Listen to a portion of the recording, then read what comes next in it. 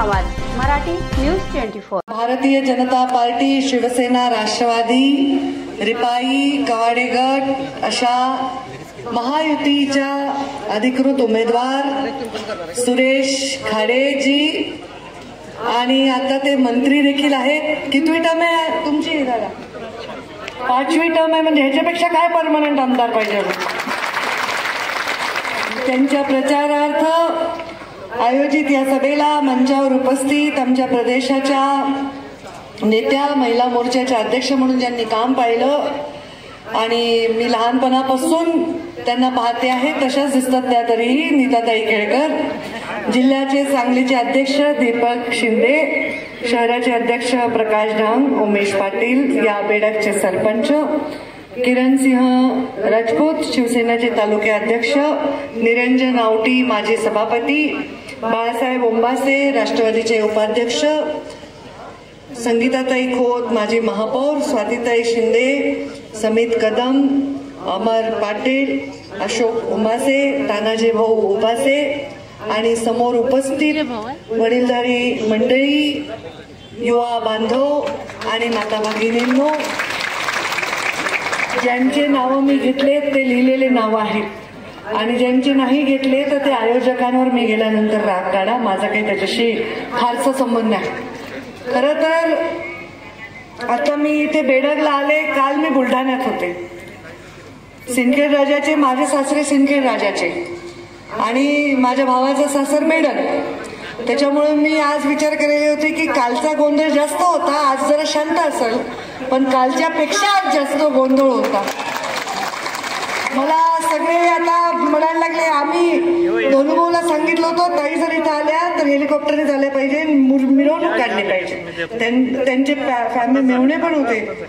आता मी त्याला एवढं लहान पाहिले, ते आहेत की नाही, पक्षात आहेत का आपल्या का, तर ते होते वाटतं तिथे, कारण खूप छोटं पाहिलेलं आहे मी आता, इतके वर्ष झाले। आणि आज मी बेडगमध्ये आले, इथे मी मुंडे साहेबांची एक कहाणी सांगितली मला गाडीमध्ये, कारण की मुंडे साहेबांनी देवीच्या या मंदिरात एक नवस केला असं त्यांचं म्हणणं आहे आणि मग त्यांनी येऊन ते इथे फेडला। आता मला कळेना मी काय नवस करू, मुंडे साहेबांनी नवस केला, मी काय नवस करू? मी एक नवस करते की महायुतीचं सरकार येऊ दे बाबा, आणि ते सरकार असं काम करू दे की या महाराष्ट्राच्या तळागाळाच्या वंचित, पीडित, दुःखी लोकांना जो जो शब्द मुंडे साहेबांनी त्या काळात दिला आणि त्यांच्या युती शासनात पूर्ण केला, या भागाला सुजलाम सुफलाम केलं, तसाच शब्द या महायुतीच्या सरकारने देखील पूर्ण करू दे, एवढंच या निमित्ताने मी या देवींच्या चरणी प्रार्थना करते। खरं तर ही सभाची गरजच नव्हती। या सभेमध्ये तुम्ही काही सुरेश खाडे साहेबांना मत देणार नाही असं काही नव्हतं हो कर्मटे। आता सर तुम्ही वर आला तर माझं दर्शन घेतलं, मी लहान आहे तर तुम्ही दर्शन घेतलं आणि तुम्ही मला ताई तुम्ही माझी आई आहेत, म्हणजे मला खरं वाटतं की माझं वय जरी लहान असलं तरी खूप लोक मला तो मान देतात, हे किती मोठी पुण्याई आहे। आणि मी आता विचारते सगळे व्यवस्थित, तुमचा फार मोठा हातभार आहे असं मला सांगितलं पोरांनी। तुम्ही आता इथं सभा घ्यायची गरज नव्हती, कारण हे मतं तुम्ही सुरेश खाडेंना देणारच होतात, पण तुम्ही ब्लॅकमेल करतात, सगळ्या ठिकाणी ब्लॅकमेल करतात। आमच्या ताईला आणा, मतं तर आम्ही देणार आहे, आम्हाला ताईला बघायचंय। आणि या दसरा मेळाव्यानंतर तर एवढा लोकांनी मला फोन केले की यावेळी प्रचाराला तुम्ही यावंच लागते। मी एवढ्या सभा महाराष्ट्रभर घेते, कारण आता मला निवडणूक नाही ना, परळी भावाला दिल्यामुळे मला निवडणूक नाही, त्यामुळे मी मोकळे आहे। तशी निवडणूक असताना मी सभा घेत होते, राज्यभर मी सभा घेत आहे आणि मतं लोक देणारच आहेत, पण काही ठिकाणी असं आहे की ताईंना आणा, आम्हाला ताईंचं भाषण ऐकायचंय, बायकांना येता येत नाही सगळ्या कार्यक्रमांना, आम्हाला ताईला बघायचंय। एवढे फुलं टाकले तुम्ही माझ्या अंगावर, मला ओळखू तरी येईल का मी तुम्हाला? इतकं जेसीबीने फुलं, हाताने फुलं, सगळ्या महिला रांगेत उभ्या असतात, त्यांच्या हातात फुलं दिले की त्यांना एवढंच माहित असतं ताई आले की ते फुलं टाकायचे, ते मन लावून नेम धरून असे बसलेले असतात, त्यांना टाकायचे म्हणल्यावर त्यांना हे नाही लक्षात येतं की ते व्हायचे, ते चाप करून तोंडावर माझ्या फटाफट फुलांचा मारा। अरे लोकांना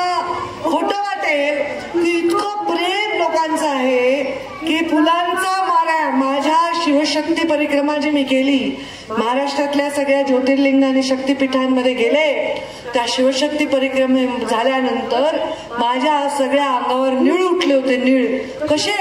फुलं मारल्याने. फुलं मारायचे पोरं, लहान लहान जेसीबी म्हणून दलादन फुलं मारायचे. मी मला अरे पाकळ्या मारा, नाही नाही पाकळ्या कमी होतात, फुलांना आम्हाला मारायचं. म्हणजे अक्षरशः माझे काळे निळे सगळ्या असे फुलाचे वरण पडले होते. आणि हे प्रेम आहे तुमच्या सगळ्यांचं, हे पुण्य आहे मुंडे साहेबांचं.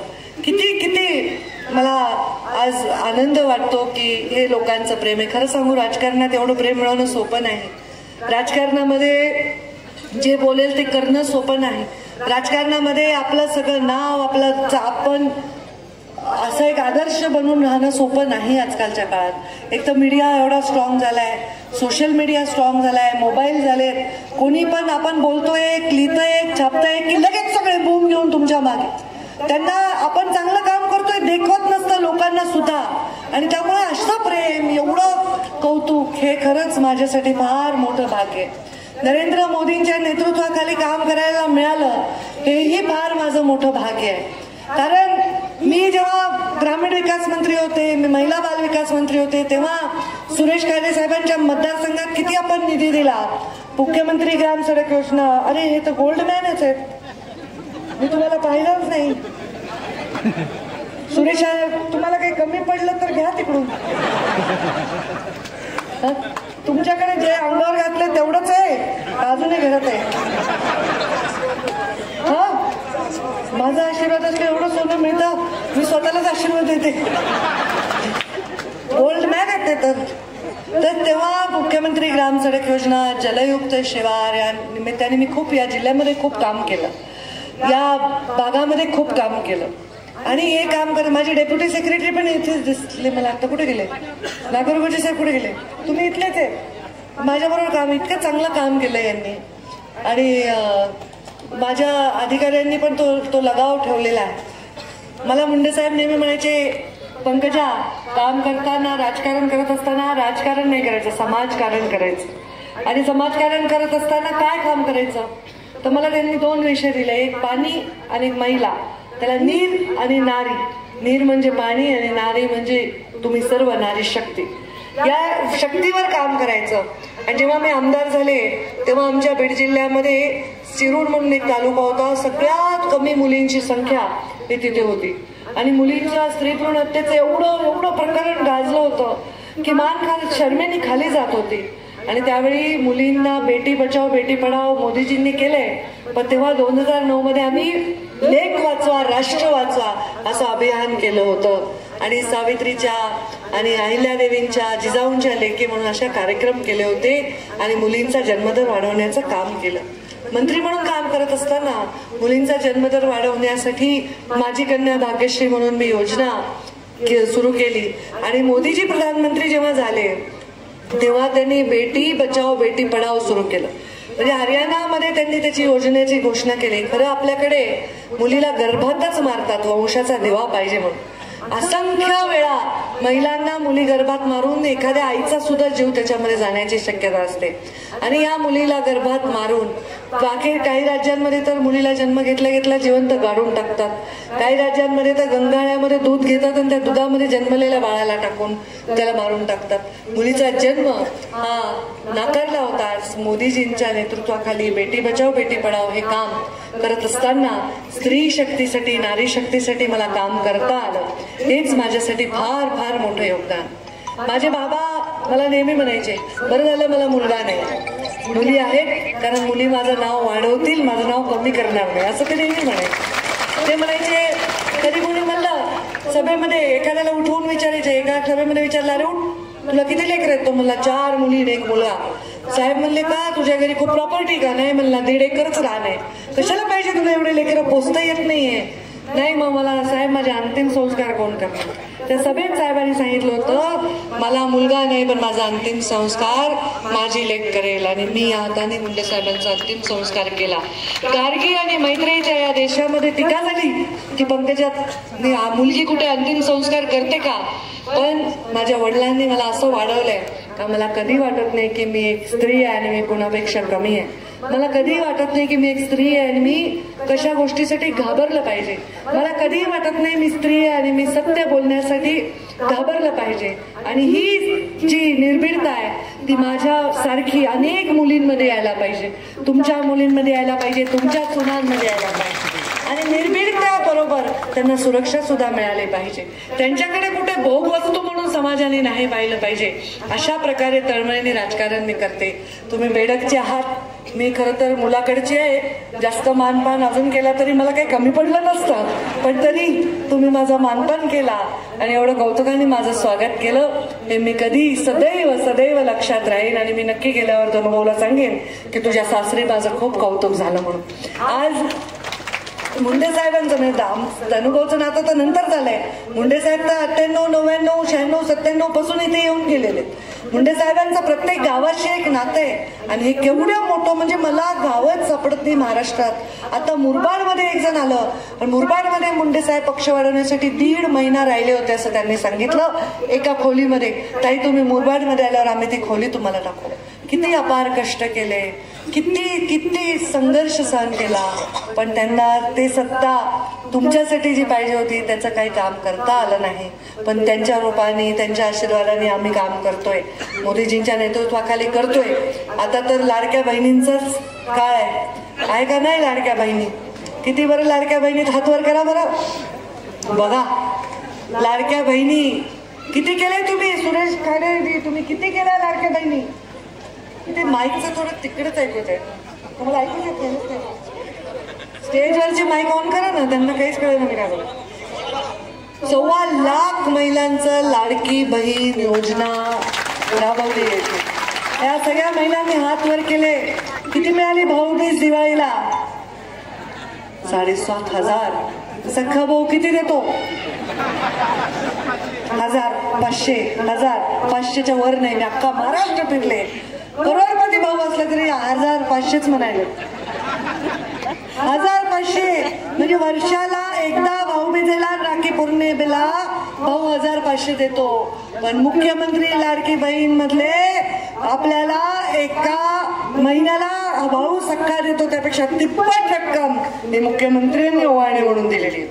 मुख्यमंत्री लाडकी बहीण सांगा आता जाऊन सख्या भावाला, तुझी मी लाडकी नसले तरी मुख्यमंत्र्याची लाडकी बहीण आहे म्हणून जोरात. आणि अजित पवारांनी तर डिक्लेअर केलं की आम्ही 2100 रुपये देणार.